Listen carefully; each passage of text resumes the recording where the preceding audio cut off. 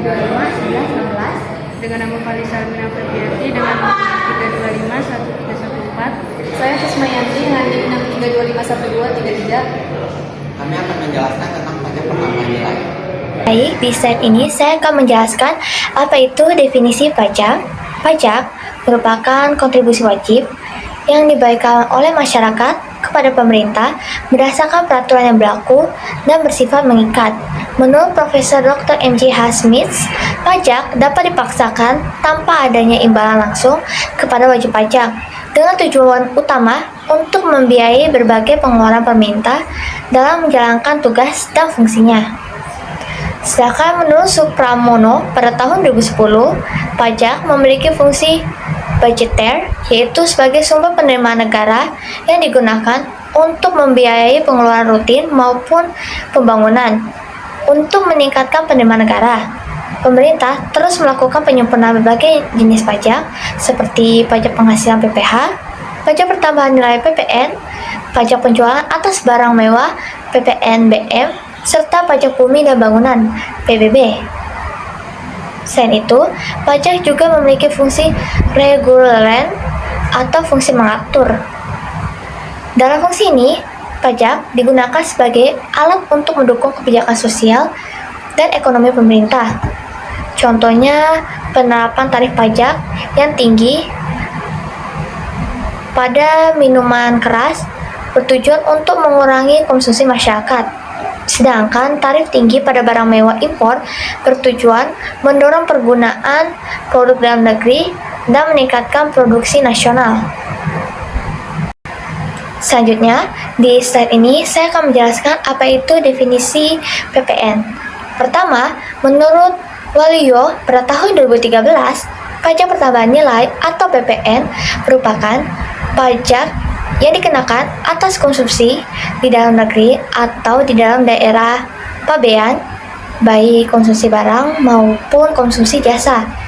Kedua, menurut Mardiasmo pada tahun 2011, pajak pertambahan nilai adalah pajak yang dikenakan atas setiap pertambahan nilai dari barang atau jasa dalam peredarannya dari produsen ke konsumen.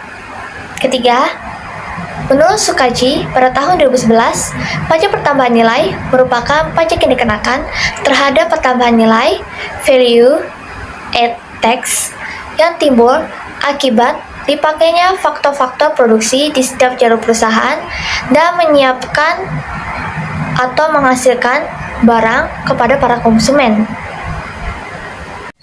Saya ingin membahas tentang wajib pajak PPN dan subjek objek PPN. Wajib pajak PPN pada sektor jasa angkutan umum adalah pelaku usaha yang telah memenuhi syarat sebagai pengusaha kena pajak atau PKP dan melakukan penyerahan jasa kena pajak di wilayah Indonesia. Sebagai PKP, mereka berkewajiban memungut PPN atas jasa yang diberikan, mencatat PPN keluaran dan PPN masukan dalam pembukuan, serta melaporkan kewajiban perpajakannya melalui SPT masa PPN sesuai dengan ketentuan yang berlaku. Hasil penelitian menunjukkan bahwa sebagian besar perusahaan jasa angkutan umum telah melaksanakan kewajiban perpajakan dengan baik. Hal ini terlihat dari penerbitan faktur pajak, pencatatan PPN keluaran dan PPN masukan, serta penyetoran kekurangan PPN ke kas negara secara tepat waktu sesuai peraturan perpajakan. Selain sektor jasa angkutan umum, badan usaha yang berstatus PKP dan melakukan penyerahan barang kena pajak BKP atau jasa kena pajak JKP juga wajib menghitung PPN terutang dengan mengurangkan PPN masukan dari PPN keluaran. Selisih yang diperoleh harus disetorkan ke kas negara dan dilaporkan melalui SPT masa PPN. Penelitian menunjukkan bahwa perusahaan umumnya telah menerapkan tarif PPN yang berlaku dan melaporkan SPT tepat waktu, meskipun masih terdapat risiko kesalahan penghitungan apabila dasar pengenaan pajak tidak sesuai dengan ketentuan yang berlaku. Selanjutnya, subjek dan objek PPN. Subjek hukum dari PPN adalah pengusaha kena pajak PKP yaitu pengusaha yang melakukan kegiatan menghasilkan, menjual atau menyerahkan BPK atau JPK yang telah memenuhi syarat omset tertentu, sehingga dikukuhkan oleh Direktorat Jenderal Pajak PKP berkewajiban menerbitkan faktur pajak, memungut PPN atas transaksi yang dilakukan, menyetorkan hasil pungutan tersebut ke kas negara, serta melaporkan administrasinya melalui surat pemberitahuan SPT masa PPN. Objek PPN mencakup berbagai aktivitas ekonomi yang menghasilkan nilai tambah. Dalam UU PPN dijelaskan bahwa objek PPN meliputi penyerahan BPK dalam negeri, penyerahan JPK dari luar negeri, kegiatan membangun sendiri, dan ekspor oleh PKP. Penyerahan BPK dan JKP menjadi objek utama karena mencerminkan aktivitas ekonomi yang paling umum dilakukan oleh pelaku usaha. Selain itu, impor BPK juga dikenakan PPN sebagai bentuk perlakuan yang setara antara produk dalam negeri dan luar negeri, agar tidak terjadi diskriminasi pajak. Objek tertentu seperti penyerahan makanan pokok, jasa kesehatan, dan pendidikan dikecualikan dari PPN untuk menjaga aksesibilitas masyarakat terhadap kebutuhan dasar. Selanjutnya, saya akan menjelaskan bagian tarif dan perhitungan pajak pertambahan nilai atau PPN berdasarkan Undang-Undang Nomor 7 Tahun 2021 tentang harmonisasi perpajakan. Tarif PPN saat ini adalah sebesar 12% dan mulai berlaku sejak 1 April 2022. Kemudian, tarif PPN sebesar 12% direncanakan mulai berlaku paling lambat pada 1 Januari 2025. Selain itu, tarif PPN sebesar 0% diterapkan untuk ekspor barang kena pajak berwujud, barang kena pajak tidak berwujud, dan jasa kena pajak. Undang-undang tersebut juga menyebutkan bahwa tarif PPN rendah 5% dan paling tinggi sesuai dengan ketentuan peraturan setelah dibahas DPR. Bentuk perhitungannya, pajak pertambahan nilai yang terutang dihitung dengan cara mengalihkan tarif PPN dengan dasar pengenaan pajak atau DPP. DPP ini dapat berupa harga jual, penggantian, nilai impor, nilai ekspor, atau nilai lain yang ditetapkan sesuai peraturan. Demikian, tarif dan perhitungan PPN penting untuk dipahami agar kita dapat mengetahui besar pajak yang dikenakan dalam setiap transaksi dan memahami mekanisme pemungutan. Selanjutnya yaitu contoh kasus PPN dan cara menghitungnya.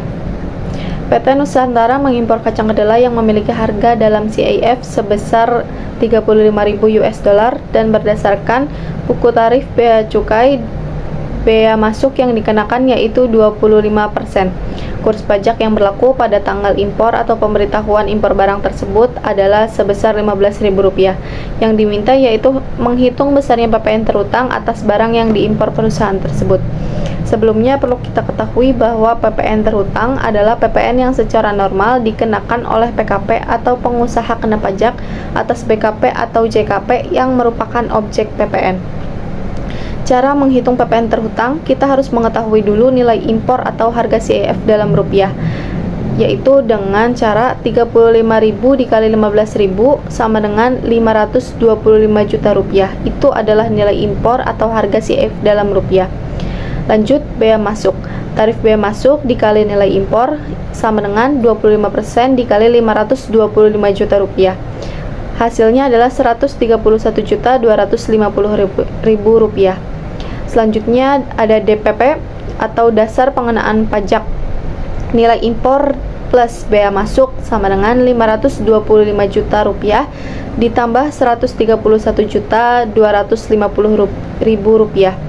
Hasilnya adalah 656.250.000 rupiah. Selanjutnya ada PPN terhutang. Ya, cara menghitung PPN terhutang sama dengan DPP dikali tarif PPN sama dengan 656.250.000 rupiah dikali 11%, yaitu 72.187.500 rupiah. Jadi besarnya PPN terhutang atas perusahaan tersebut yaitu 72.187.500 rupiah. Selanjutnya saya akan menjelaskan tentang cara pengisian SPT masa PPN. Yang pertama, membuka file e-faktur yang telah terinstall, kemudian login menggunakan username dan password yang telah terdaftar. 2. Pilih menu SPT, kemudian pilih posting. 3. Setelah diposting, klik tombol buka atau ubah pada SPT yang akan dilaporkan. 4. Isi data pada lampiran berikut. Yang pertama adalah lampiran A1 dan A2 yang berisi rincian pajak keluaran atau penjualan. Lalu ada lampiran B1, B2, dan B3 yang berisi rincian pajak masukan atau pembelian yang dapat dikreditkan. Lalu ada lampiran AB yang merupakan rekapitulasi penyerahan dan perolehan. Pastikan dasar pengenaan pajak atau DPP dan total PPN sudah sesuai. Jika ada pembeli tanpa NPWP atau pedagang eceran, isikan datanya di lampiran AB. 5. Jika data lampiran sudah sesuai, centang pernyataan dan klik submit pada lampiran AB. Keenam, buka halaman induk SPT 1111, periksa bagian perhitungan PPN kurang bayar atau lebih bayar, isi kurang bayar jika pajak keluaran lebih besar dari pajak masukan. Buat kode billing dan lakukan pembayaran sebesar selisihnya sebelum melaporkan SPT. Isi lebih bayar jika pajak masukan lebih besar. Pilih opsi kompensasi ke masa pajak berikutnya atau restitusi atau pengembalian. Isi nihil jika jumlahnya sama atau tidak ada transaksi sama sekali. Setelah yakin data benar, lengkapi bagian pernyataan penandatanganan SPT lalu klik submit atau lapor unduh bukti penerimaan elektronik atau BPE sebagai tanda bukti lapor yang sah.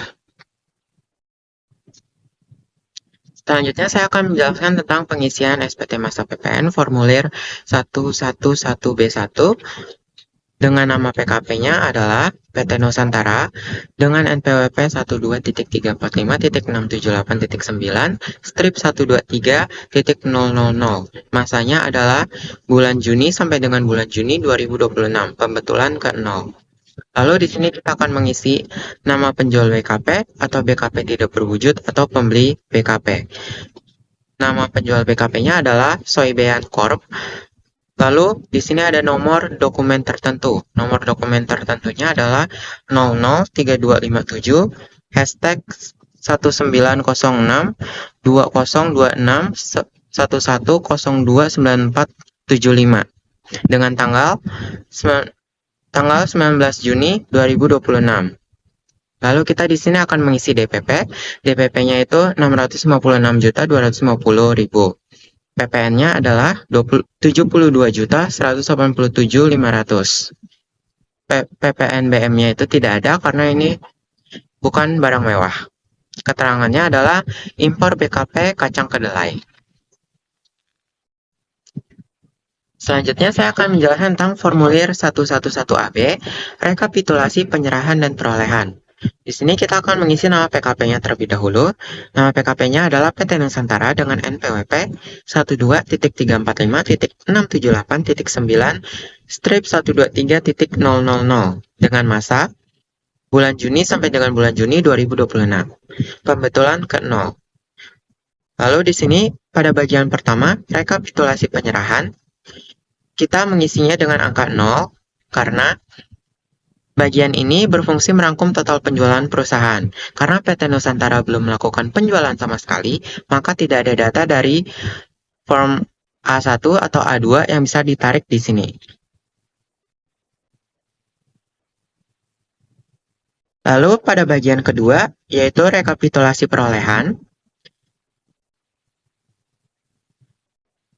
hanya bagian B yang kita isi, yaitu perolehan BKP atau JKP dari dalam negeri yang pajak masukannya dapat dikreditkan, yaitu DPP-nya adalah 656.250.000. Dan PPN yang kita isi adalah 72.187.500.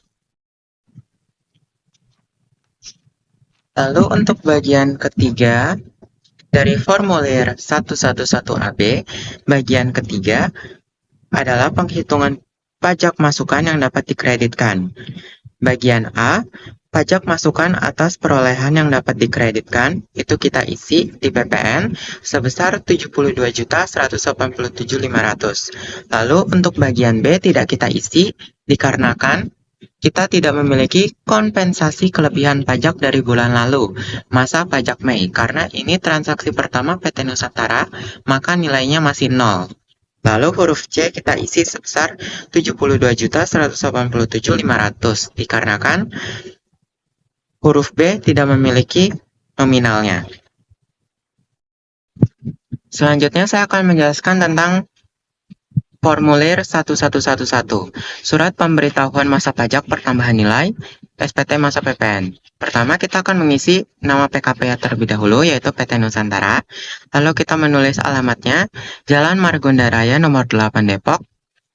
Lalu kita mengisi nomor telepon dengan nomor 021 7193345, dengan nomor HP 08 15 5612 7890 dan nomor clue 46201 karena kelompok kacang kedelai termasuk usaha perdagangan besar hasil pertanian tanaman padi dan palawija.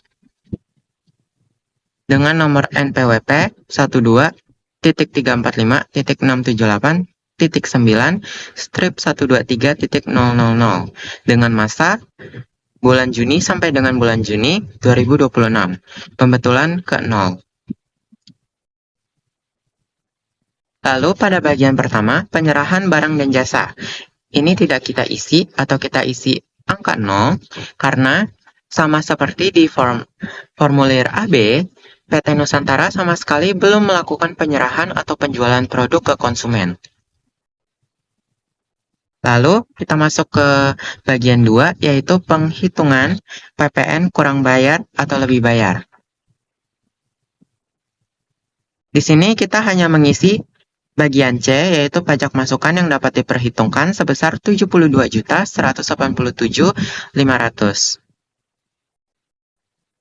Dan kita mengisi bagian D, yaitu PPN kurang atau lebih bayar 2.A sampai 2.B sampai 2.C dengan nominal 72.187.500. Lalu kita juga mengisi bagian 2 huruf H, PPN lebih bayar pada 1.1 butir 2.D diisi dalam hal SPT bukan pembetulan. Dan kita juga memberikan centang pada kotak 3.1 dikompensasikan ke masa pajak berikutnya. Lalu bagian 3, PPN terutang atas kegiatan membangun sendiri itu tidak kita isi karena di kasus ini, PT Nusantara murni hanya melakukan kegiatan dagang atau industri, yaitu impor bahan baku kedelai. Perusahaan tidak sedang membangun gedung atau renovasi kantor sendiri, jadi bagian ini tidak relevan dan dikosongkan. Lalu bagian keempat, pembayaran kembali pajak masukan bagi PKP gagal berproduksi. Kenapa kosong? Alasannya adalah PT Nusantara ini baru mulai impor di bulan berjalan, bukan perusahaan yang dinyatakan bangkrut atau gagal berproduksi oleh angkatan pajak. Bisnisnya baru berjalan normal, jadi bagian ini dikosongkan. Lalu bagian kelima, pajak penjualan atas barang mewah, itu juga kita kosongkan karena kacang kedelai yang diimpor oleh PT Nusantara adalah komoditas pangan, bukan barang mewah. Karena tidak ada PPNBM yang terutang, maka seluruh bagian di bagian 5 ini diisi 0. Lalu bagian ke-6, kelengkapan SPT. Yang kita centang adalah yang kita isi tadi, yaitu formulir 111AB dan formulir 111B1. Lalu di bagian bawah ada kotak PKP dan kuasa. Kita centang yang kotak PKP. Lalu di akhir kita menuliskan tanggal pembuatan SPT-nya, yaitu tanggal 19 Juni 2026 Depok. Sekian dari